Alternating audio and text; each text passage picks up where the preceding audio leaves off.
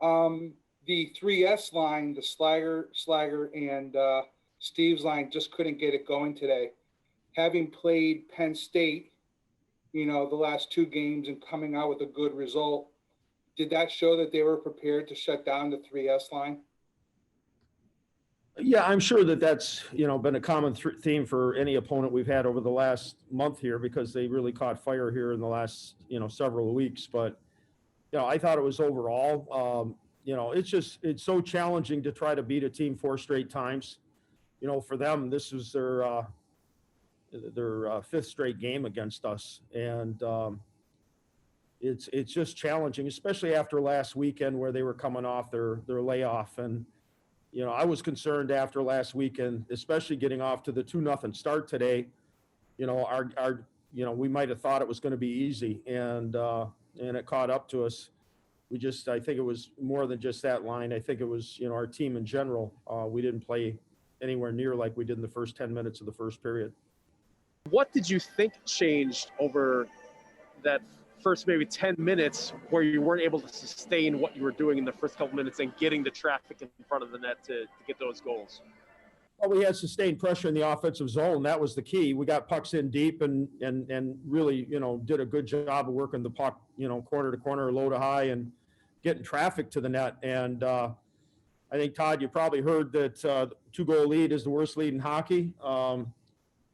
Because there's always a sense of urgency by the opposing team, and the team that has the lead generally, especially coming off of last weekend, as I said earlier, I think we relaxed a little bit, and then they got some momentum, even when they scored the disallowed goal. I think when they scored that first goal, the tide started changing, and I think that we turned the puck over too many times against a team that transitions as well as Penn State. What we saw last weekend, I knew that wasn't their team. We just played them a month ago, and it was a much different series at Penn State than what we saw last weekend after their long hiatus. I knew I said last week, we're doing a hell of a job preparing them to play us again.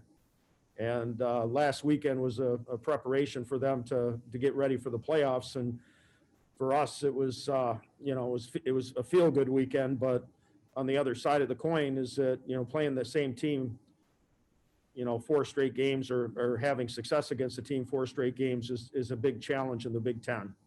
Look, big picture for us. I mean, this obviously doesn't help your chances for the NCAAs. What are your thoughts on that right now? I know it's a tough time to be thinking about that, but maybe just your thoughts on that.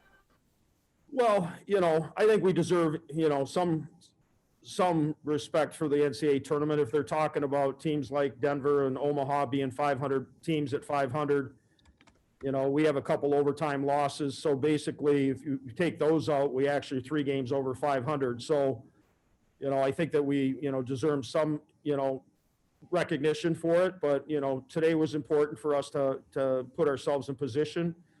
But the conference is so strong. I mean, the fact that, we're one of the few teams in the country that's played 12 games against 3 of the top 6 teams in the country.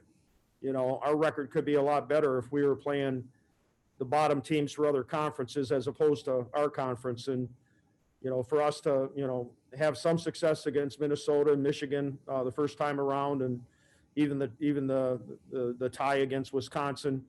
We played 3 of the best teams in the country 12 times this year. And I can't honestly say that even was close to anybody else that's on the bubble having to play, 3 of the top teams in the country 12 times. So there has to be some recognition of that. And, but we need to earn our way in. Winning today would have been a real boost for that. But we'll wait and see. I mean, there's still a chance. So, as long as there's a chance till next Sunday, we'll just wait and see.